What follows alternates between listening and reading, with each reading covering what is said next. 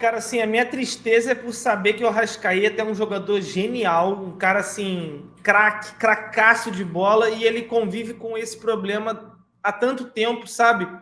E, sei lá, parece que o Flamengo só não quer resolver. E fica empurrando com a barriga, achando que uma hora vai dar certo, mas não, cara. O Arrascaeta, infelizmente, é um jogador bichado. E tem uma pergunta que vem do chat, que é aquela pergunta que me joga um balde de água fria, Rafa, antes da resposta. Que é essa aqui, ó, do Alexandro. Cleito e Rafa, vocês não acham que está chegando a hora do Arrasca sair do Flamengo? São muitas lesões. A minha resposta, ela é muito pautada no que eu acredito e no que eu espero do Flamengo. Só que eu me sinto um babaca por acreditar que isso vai acontecer em algum momento. Por que eu estou dizendo isso, Rafa? Existe uma maneira muito simples de conseguir ver o melhor do Arrascaeta de novo. E eu acredito que o Flamengo não tenha dado um passo muito mais forte para tentar resolver de uma vez por todas esse lance do Arrasca, e seja afastando ele durante um período, ou até mesmo vindo realizar alguma operação, uma intervenção cirúrgica. Deve existir, cara, alguma coisa na medicina para corrigir esse problema crônico do Arrascaeta envolvendo o pubis dele. E, cara, isso é muito simples de resolver. Hoje você tem o Lohan. E eu também acho, tem até uma mensagem aqui do amigo aqui, do Drauzio Vral Nelas, que fala que é uma carga muito grande nas costas do garoto. Eu também concordo. Você pegar e depositar todas as suas expectativas em cima de um menino de 17 anos não é a melhor das formas que a gente tem de lidar. Porque a gente não sabe como é que ele vai reagir com isso. Ele pode simplesmente ser um sucesso, como ele pode ter ali uma oscilação muito grande e acabar tendo ali a sua continuidade, né, prejudicada. Só que tem um ponto crucial nisso, Rafa. Cara, é só contratar alguém. É só contratar o meia que a gente tanto pede há tanto tempo para vir para o Flamengo, para ser essa sombra ao Arrascaeta. E talvez essa janela do meio do ano venha para preencher essa lacuna. É uma lacuna que ela já está aí, ó, para ser ocupada há muito tempo. A gente viu que o Tite, né, Rafa, tentou até com o De La Cruz ocupar essa lacuna. Mas, irmão, não casa, não dá match. A opção de botar ele como um 10, um jogador mais centralizado, eu acho que até vale. Mas não há nada que o De La Cruz faça melhor do que jogar de segundo volante.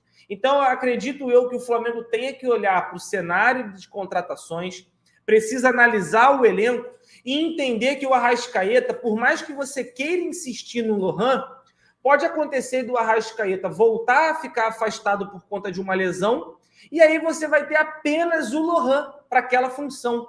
E aí eu acho que realmente é prejudicial você ter ele como uma única válvula de escape. Só que também, da mesma forma, o que eu estou falando é um pensamento meu. Só que da mesma forma é um pensamento meio burro, o Rafa. Por quê? Porque da mesma forma que eu quero ver o Lohan tendo mais aparições, o fato do Flamengo contratar um outro meia para ser meio que essa sombra do Arrascaeta pode fazer com que o Lohan acabe perdendo um pouco de espaço, porque o Tite repensaria duas vezes antes de colocar o menino, ao invés do Arrascaeta ou desse novo jogador. Muita gente fala de Oscar, muita gente fala de Claudinho, que foi aí um dos últimos que foi cogitado no Flamengo. São muitos jogadores que já apareceram, mas o Flamengo nunca conseguiu concretizar de fato a vinda de nenhum deles. E aí eu fico nessa de, e aí? Contrata um jogador e a gente talvez vê o Lohan perdendo um pouco de espaço? Mantém apenas os dois. E aí, quando o Arrascaeta se lesionar, a gente vai ficar somente com o Lohan e depositando todas as fichas de que o moleque... E eu acredito que é um jogador diferente. Tu olha para ele e vê que é um jogador diferente. Mas será que vai render o que a gente espera durante um bom tempo, a ponto da gente sentir uma segurança? São perguntas que, infelizmente, são muito difíceis de responder. Assim como a pergunta de será que está chegando o momento do Arrascaeta ir embora? Uma coisa eu posso garantir a vocês. A última renovação do Bruno Henrique e tudo isso que está acontecendo com o Gabigol está me fazendo refletir de uma coisa que nenhum jogador é eterno, tá? Nenhum jogador que já teve o seu auge lá atrás, em 2019, vai continuar sendo eterno para mim. Então eu tenho que pensar da mesma forma como eu trato com o Gabigol, da mesma forma como eu tratei com o Bruno Henrique, que eu fui contra a renovação de 3 anos dele. Eu não posso vir aqui e falar que eu vou simplesmente chegar e aceitar que o Arrascaeta bichado, recebendo a fortuna que ganha, tá tudo certo. E não tá. Então, talvez a gente tenha que começar a já botar na cabeça que o ciclo do Arrascaeta possa estar chegando ao seu fim. Mas enquanto o Flamengo não tiver uma solução de imediato para a possível saída do Arrascaeta, a gente vai ter que continuar contando com ele e torcendo que esse pubis finalmente seja corrigido, Rafa. São duras verdades, mas algumas verdades precisam ser ditas, né, Rafa? E a verdade é que o Arrascaeta já não é mais o mesmo há um tempo, né? Infelizmente.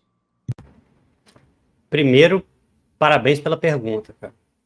É uma pergunta incômoda, é uma pergunta difícil de ser feita, até porque o Arrascaeta é um ídolo do Flamengo e é um jogador tecnicamente muito difícil de ser substituído. Você não vai achar um Arrascaeta qualquer por aí. O Arrascaeta foi um achado. O Cleitinho falou que o De La Cruz foi barato. Foi um jogador barato, foi contratado barato. Eu concordo com o Cleitinho.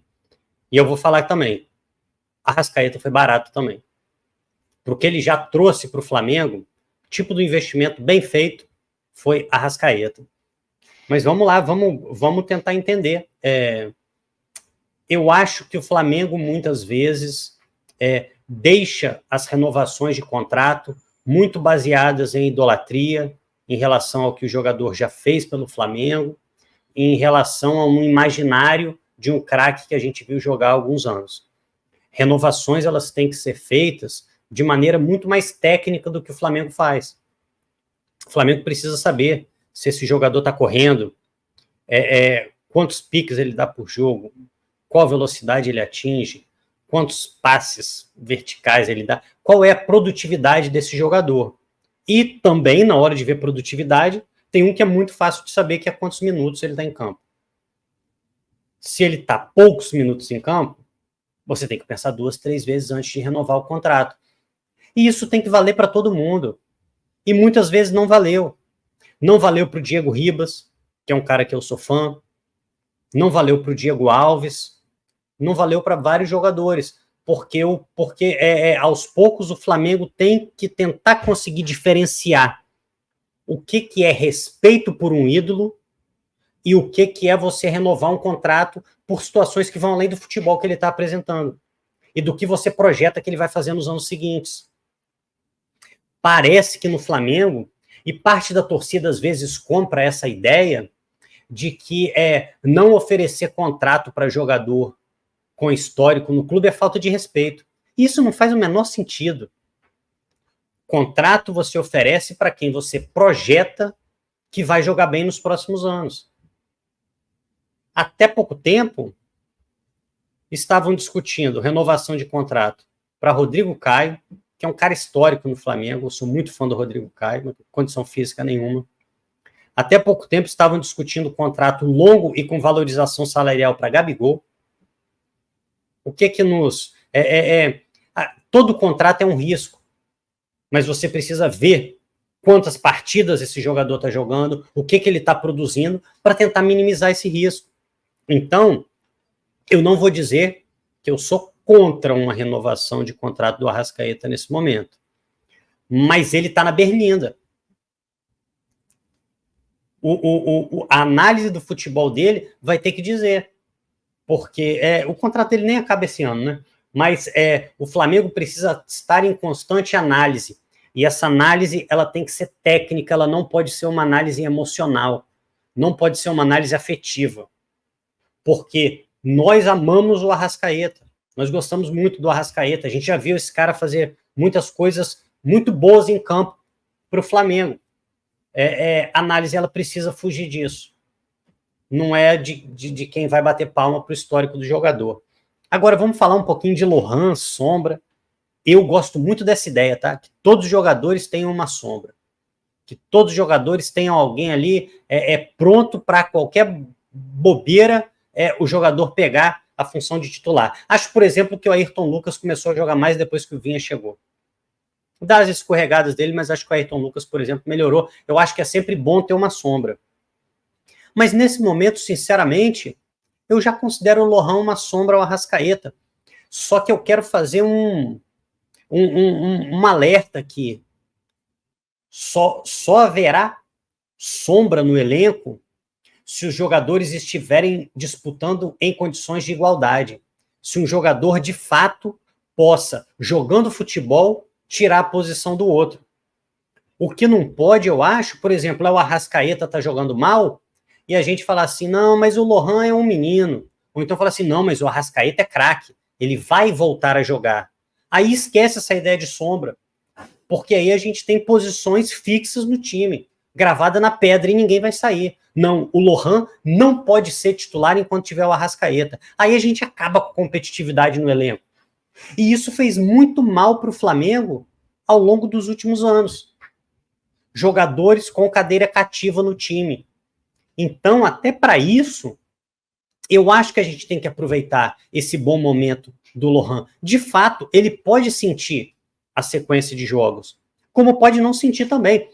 Até porque eu acho que hoje o Flamengo tem algo um pouco diferente. Eu já vi muito garoto chegando no time titular para resolver.